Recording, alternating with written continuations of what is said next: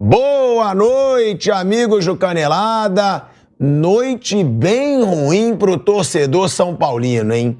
O São Paulo perde em casa pro Internacional. O Inter, que já tá classificado para Libertadores, já estava garantido, tinha muito menos motivo para estar motivado no jogo de hoje do que o São Paulo. E o São Paulo mais uma vez decepciona o seu torcedor. E agora o São Paulo não tem mais chances de ficar no G6. O São Paulo não pode mais se classificar diretamente para a fase de grupos da Libertadores. Se conseguir agora, é um espaço no G8, uma vaguinha no G8 para tentar, assim, ir para a fase de grupo da Libertadores, jogar a pré-Libertadores. Torcedor são paulino já meio desmotivado, o Morumbi, que costumava estar lotado esse ano, 14 mil torcedores. Eu já dou uma boa noite aqui pro Flávio Prado, Zé Manuel, Fábio Piperno, Bernardo Ramos. Flávio Prado, quando o São Paulo ganha, eu te sacaneio.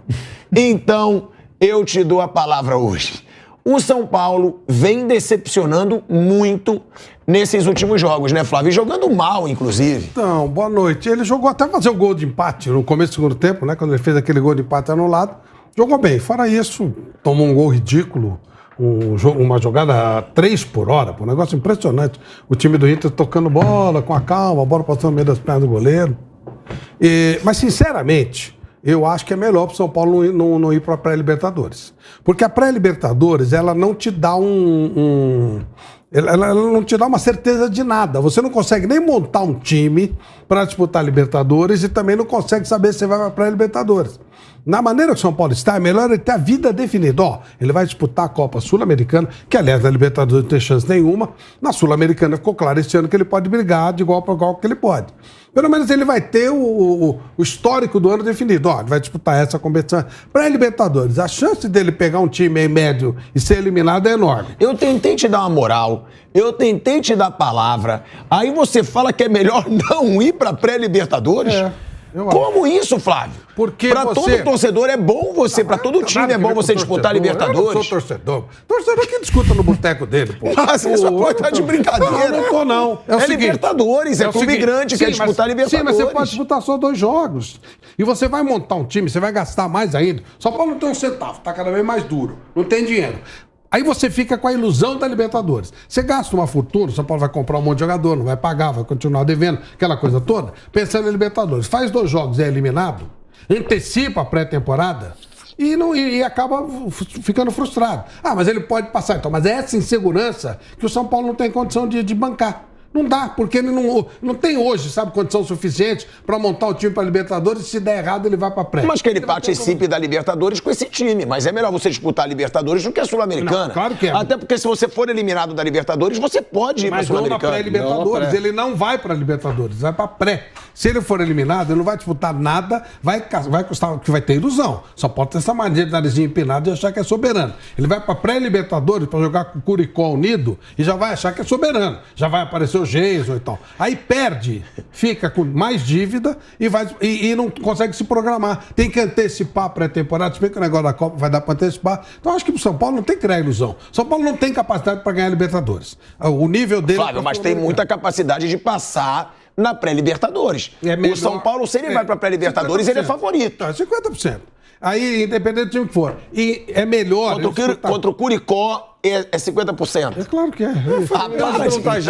Ele já foi eliminado por Curicó, por outros Curicós aqui, pô. São Paulo foi eliminado pelo Colón, foi eliminado pelo Tagés. O São Paulo hoje não tem nada. Foi eliminado pelo Defesa e Justiça na Sul-Americana. Claro. Gente, mas não dá pra concordar que é melhor você ir direto pra Sul-Americana do que disputar pra Libertadores. É porque você se planeja. E Sul-Americano, o São Paulo tem condição de brigar. É assim, O São Paulo tem 2 torneios que ele pode brigar esse ano. Nem começou, tô falando 2023. Ele pode disputar o Campeonato Paulista se o Palmeiras desistir e pode brigar por uma eventual Sul-Americana. Só. Fora isso, você não briga por nada. Então, o que adianta? É melhor você ter uma boa oportunidade para baixar a folha de pagamento, começar a fazer uma coisa decente, botar moleque para jogar baixo. Não precisa de muita coisa para chegar numa final de Sul-Americana. Tanto que o Rogério colocou várias vezes o time reserva do São Paulo na Sul-Americana e chegou fácil. Chegou tranquilo, chegou com A primeira fase inteira ele jogou com o time reserva. Então, a Sul-Americana tem um nível baixíssimo. Então dá para o São Paulo brigar. É igual ao Campeonato Paulista. Uma mulambada aí, dá para você chegar também. Fora isso, não dá. Não dá para brigar para o Brasileiro, não dá para brigar para o Libertadores, não dá para Copa do Brasil, dificilmente. Flávio, mas quando a gente fala de Libertadores, a gente também fala de dinheiro. Você disputa a Libertadores, você ganha mais dinheiro do que quando você disputa a Sul-Americana. Mas a pré-Libertadores não. Mas o São Paulo, se o São Paulo vai para uma pré-Libertadores, ele deve passar para a Libertadores. É muito pessimismo a gente achar que não. Dois adversários. Não é pessimismo, não. O São Paulo, tendo duas disputas, a possibilidade dele ficar pelo caminho é enorme. O São Paulo não é melhor que ninguém. Ele vai estar com ataque. Fora a responsabilidade que ele vai ter, porque a torcida e os dirigentes de São Paulo acham que ele é melhor que os outros. E aí vem o outro aí tranquilo, joga a bolinha dele e passa pelo São Paulo com maior tranquilidade. Não tem grande problema, não. São Paulo não terá.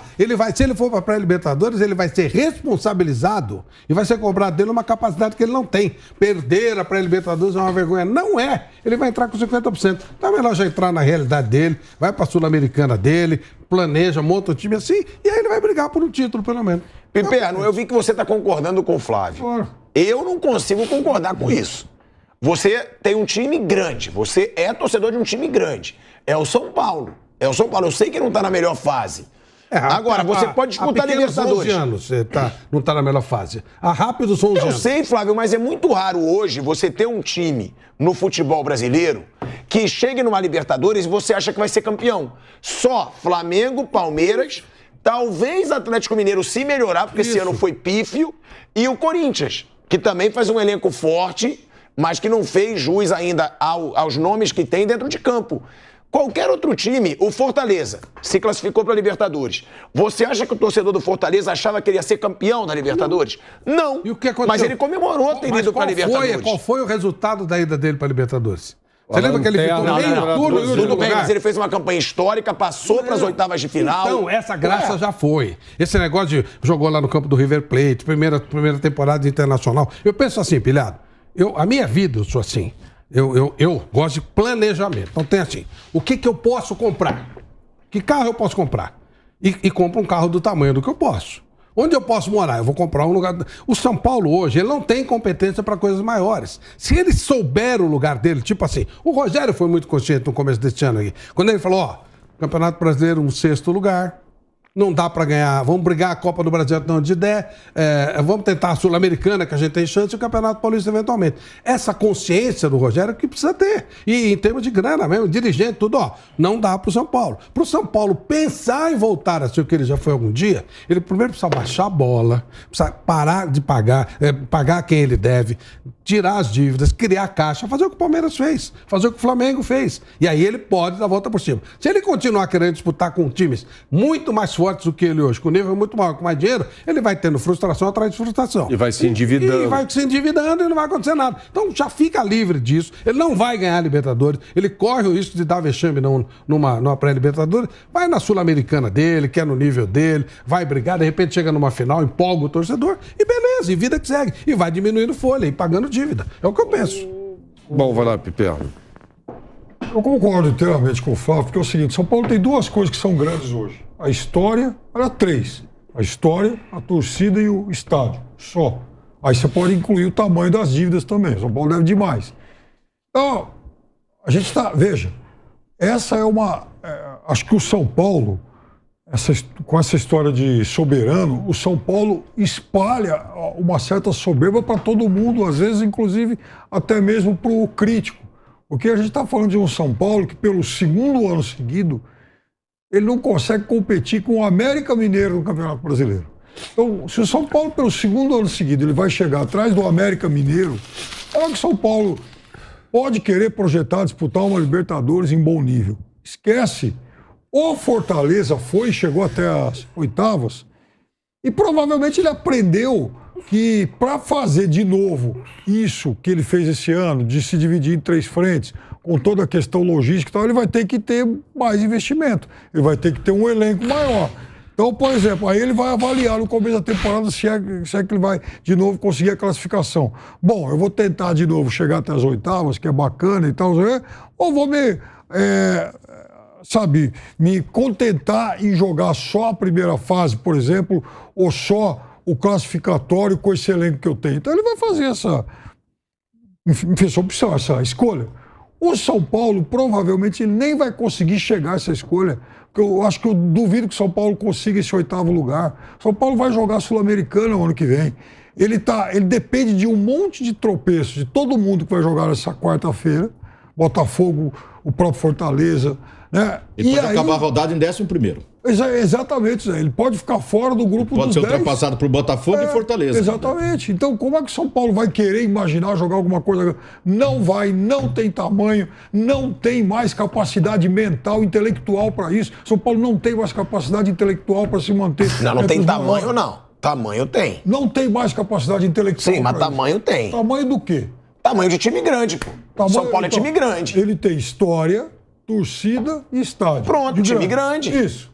Mas ele tem uma dívida impagável.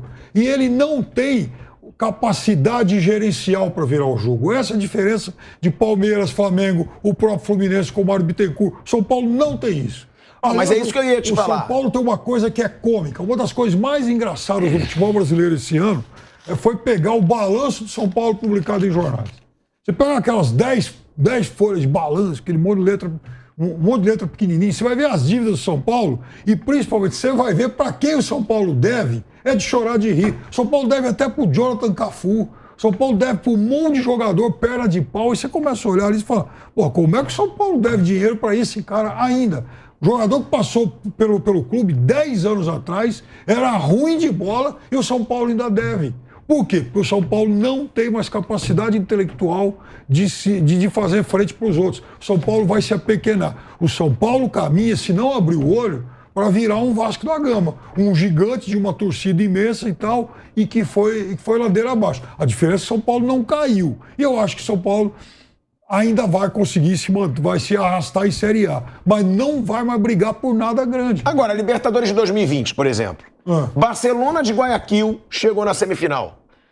O Olímpia, que tinha um time horroroso, conseguiu passar do Internacional. O Internacional perdeu o gol adoidado e o Olímpia passou. O São Paulo pode chegar numa situação como essa. Eu não estou dizendo que ele pode ganhar, mas ele pode ganhar dinheiro numa Libertadores. Fez semifinal 2 vezes em 5 anos. Tá bom, mas o time do Olímpia em 2020 era horroroso e eu vi vários jogos do O time Olímpia. do Olímpia campeão em 2002. Hein? O time do Olímpia campeão em 2002. Foi campeão, um time horrível. Tá bom, mas Foi o que tem? campeão. Mas é isso que eu tô te falando. O time do São Paulo não é de dizer que ele vai pra pré-Libertadores, vai pagar mico e não vai ganhar nada. Ele pode, eu não digo que ele pode ser campeão. Não pode. Campeão não pode, porque hoje os times que estão mais ricos, eles são eles estão muito à frente. Agora, ganhar dinheiro pode. O São Paulo pode ir para umas quartas de final de Libertadores. E isso quer dizer dinheiro. Pode, mas a torcida acha que tem que ganhar. Ah, mas aí não, mas aí o torcedor tem que saber. Não sabe. É fazer campanha, é fazer caixa. uma chave O torcedor do São Paulo tá em estado de choque. E o Rogério Ceni falou com o elenco também, porque eles perderam do Independente Del Valle. São Paulo não é maior que o Independente Del Valle nos últimos tempos. Nem a pau. Gente, nem a pau. Não é melhor, né, Flávio? Del Valle, você sempre fala isso de maior, ele não é melhor. A estrutura do Del Valle supera em muito a do São Paulo.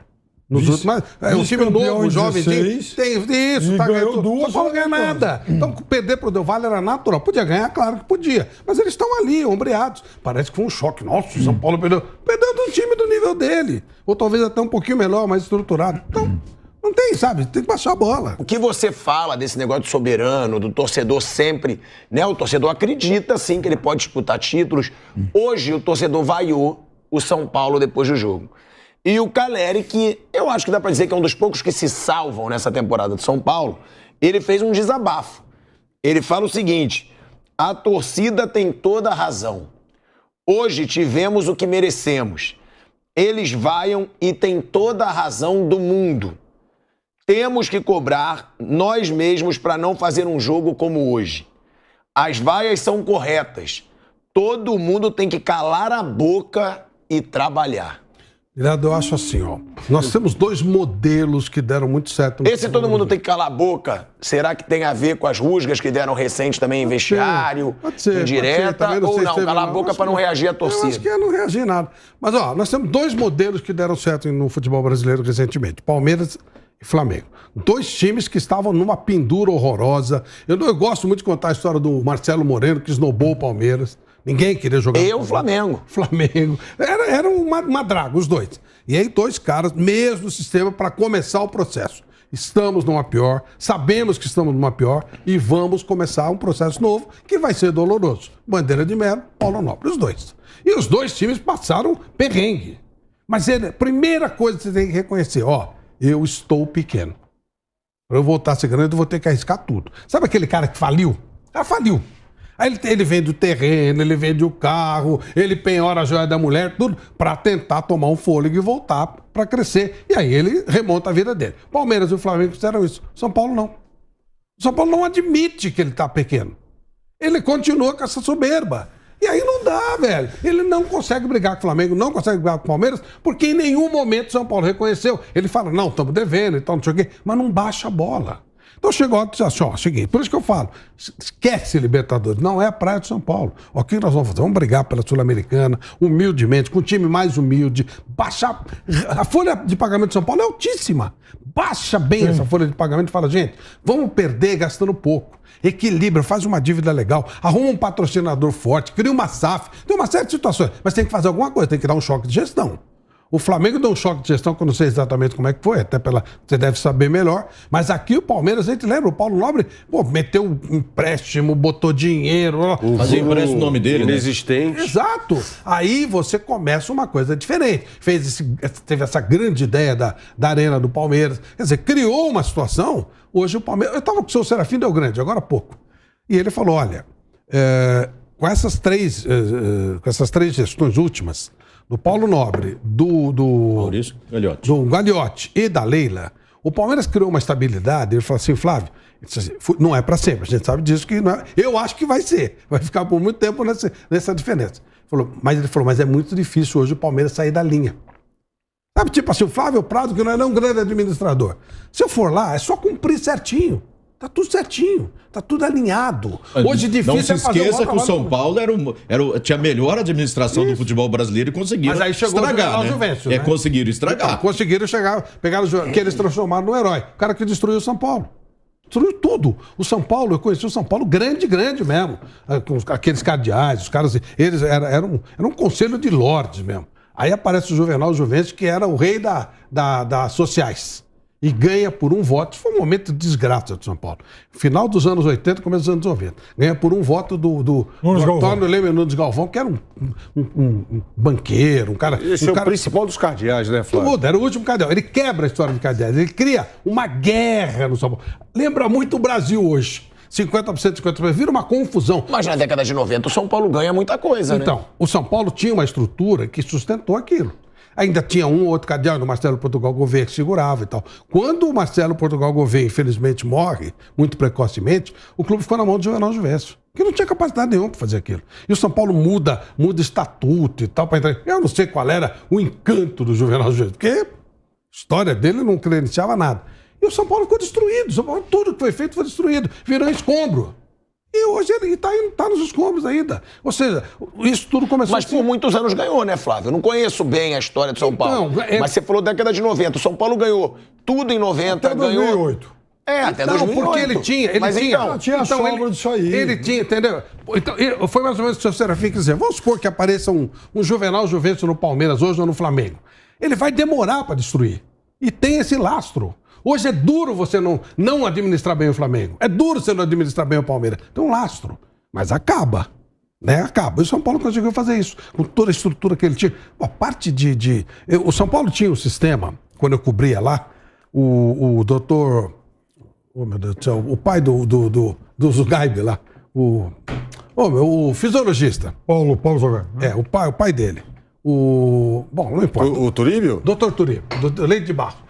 Pai não. Tá morando nos Estados Unidos hoje. Doutor Turíbio. Doutor Turíbio, São Paulo, bom, fisiologista. O que é fisiologista? João Paulo Medina, genial. Só tem um rapaz aí com ideias novas. A gente nunca ouvia falar de fisiologia. E aí ele vai dar uma entrevista e diz assim, olha, eu venho aqui no São Paulo, que São Paulo quer colocar essas novas metodologias de fisiologia, e eu tenho uma verba anual para ir numa feira, X que ele falou, em Colônia, sei lá onde é que era, para trazer o que há de mais moderno. Todo ano eu vou lá e vou modernizar. Então começou o trabalho de fisiologia, aí todo ano ele renovava aquele sistema. Olha, era verba separada do São Paulo para aquilo. Então São Paulo era um clube de ponte.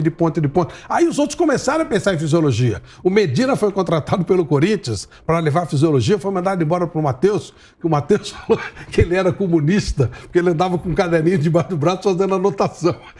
Eu estou desconfiado desse rapaz. Isso foi manchete. Eu estou desconfiado desse rapaz, ele fica com um caderninho debaixo do braço fazendo anotação. Acho que ele é comunista, sei lá que raio que o Matheus pensou. Ele já tinha implantado isso no São Paulo. Olha onde o São Paulo estava na frente. O Moraci Santana, preparador físico, que acabou sendo preparador físico da seleção em 1994 na Copa, foi o primeiro profissional que eu vi, me corrija se eu estiver errado, com um laptop no banco de reservas. Sim, tudo coisa de São Paulo. São Paulo tinha tudo. São Paulo era precursor de tudo. Modelo, o CT discutia, tudo, coisa assim extraordinária, tudo acima da média. Mas aí você consegue degradar, velho. Se você não... Sabe, aí o furacão Juvenal Juventus destruiu tudo. Ah, não, como diz o Pilhado, é verdade. Ah, não, ele ganhou. Sim, ganhou com o laço do resto. Quando ficou na mão dele, virou o que virou. E principalmente virou uma zona, aquela confusão. 50% do lado, 50%... Sabe? Isso não vai a lugar nenhum, a gente sabe disso. A gente sabe como é que é esse modelo. Hoje, quem pode no São Paulo substituir o Júlio Casares e fazer um trabalho melhor? Difícil. Porque o São Paulo é eminentemente político. Só se for SAF. Só se for SAF. O Júlio Cunha. Então, mas ele teria as mesmas dificuldades. É. Porque você vai... Eu já falei 1000 vezes isso aqui. O Júlio Casares é uma pessoa ruim? É uma pessoa mal intencionada? Não mesmo. O Belmonte trabalhou com a gente aqui? Não. Mas você tem que negociar. O São Paulo é um clube de negociações, sabe? Tem o tal Dedé lá da Social, que eu não conheço, e ele tem muita força política. Não estou dizendo que você chamar a pessoa, não sei nem quem é o Dedé. Mas tem que negociar com ele. Aí como é que você vai governar? Não dá.